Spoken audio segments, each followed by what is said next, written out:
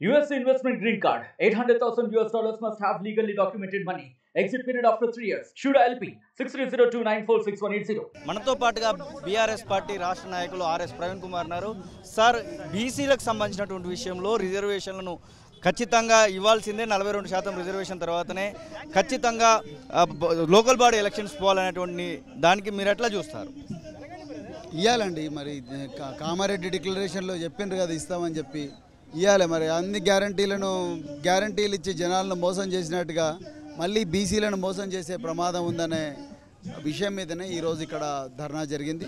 So తప్పకుండా మరి తెలంగాణ రాష్ట్ర ప్రభుత్వం ఇవ్వకపోతే మాత్రం మేము ఎంతటి పోరాటానికైనా సిద్ధమవుతామని మేము చెప్పడం కోసం ఇక్కడికి వచ్చాము. బీఆర్ఎస్ పార్టీకి సంబంధించినటువంటి విషయంలో చాలా స్కాములు అని చెప్పేసి చాలా రకాలుగా, అంటే 25 మంది ఎమ్మెల్యేలు బయటికి పోబోతున్నారని ఇట్లాంటి వాదనలు వినబడతా ఉన్నాయి.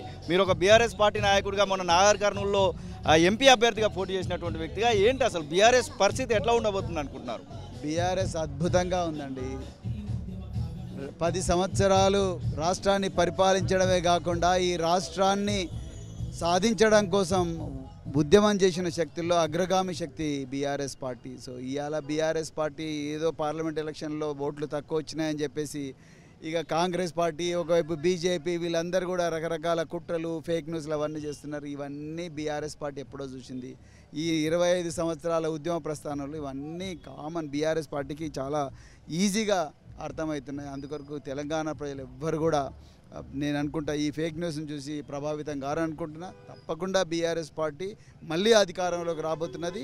దాని సత్తా మీరు స్థానిక సంస్థ ఎలక్షన్లో చూడబోతున్నారు. ఎలక్ట్రిసిటీకి సంబంధించినటువంటి విషయంలో జస్టిస్ నరసింహారెడ్డి కమిషన్ ఇప్పటికే కేసీఆర్ను రమ్మని చెప్పింది. ఈరోజు కేసీఆర్ కూడా 12 పేజీలకు సంబంధించినటువంటి లేఖలు కూడా విడుదల చేసినటువంటి పరిస్థితి. బహుశా మీరు దాన్ని కూడా చూసుంటారని అనుకుంటున్నాము. అంటే ఈ యొక్క ఎదురుదాడిని ఎట్లా చూడొచ్చు అంటారు? ఒకవైపు గొర్రెల స్కామ్ అంటున్నారు, మరొక వైపు టెలిఫోన్ ట్యాపింగ్ అంటూ ఉన్నారు, మరొక వైపు ఎలక్ట్రిసిటీకి సంబంధించినటువంటి విషయంలో ఇది బయటికి తీస్తూ ఉన్నారు, కాళేశ్వరంది ఒకటి నడుస్తూ ఉంది. ఇవన్నిటి ఆ సినారియోని చూస్తే ఎట్లా అనిపిస్తుంది? ఇదంతా అసలు ఈ ఫేక్ న్యూస్ రిలీజ్ చేయడమే ఒక స్కామ్ అండి. ఇందులో ఎక్కడ కూడా స్కాములు లేవు.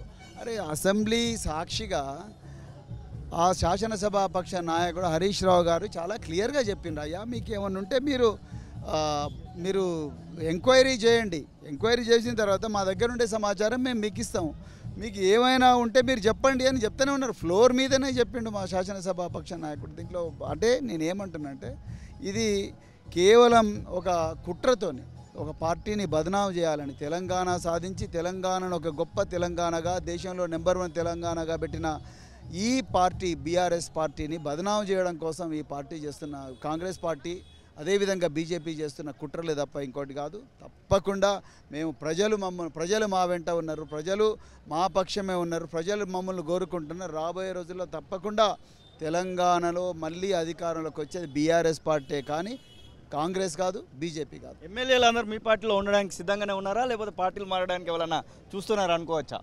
అందరు మా పార్టీలోనే ఉంటారండి. ఒక్కరిద్దరు పోయినంత మాత్రాన, ఒక్కరిద్దరు జంప్ అయినంత మాత్రాన పార్టీకి ఏమైనా అవుతుంది అనుకుంటారా? నేను అదే చెప్తున్నా, ఇలాంటి కుట్రలను, ఇలాంటి వెన్నుపోట్లను 25 సంవత్సరాల్లో మత్తు చూసిండు కేసీఆర్ గారు. ఇది ఒక లెక్క కాదండి, దాని గురించి ఎవ్వరు పట్టించుకోరు. మరిన్ని వీడియోస్ కోసం ఛానల్ ని సబ్స్క్రైబ్ చేయండి, లేటెస్ట్ అప్డేట్స్ కోసం వాట్సాప్ ఛానల్ ని ఫాలో చేయండి, అండ్ లింక్ డిస్క్రిప్షన్ లో ఉంది.